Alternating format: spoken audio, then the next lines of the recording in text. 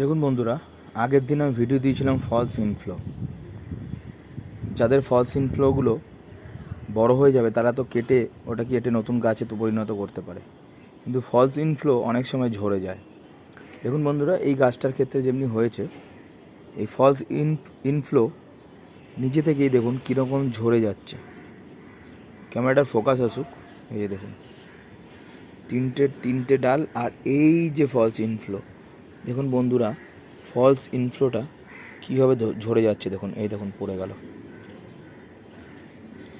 বুঝতে পারছেন বন্ধুরা, এটি একটি দেখুন ফুলের কলি এখানে আসার কথা ছিল, তার বদলে একটি মুখ বেরিয়েছে এবং মুখটি ঝরে পড়ে গেল। তার কারণ হচ্ছে ওটি ফুলের কলি নয়, এটি ডাল হিসাবে বেরিয়েছিল।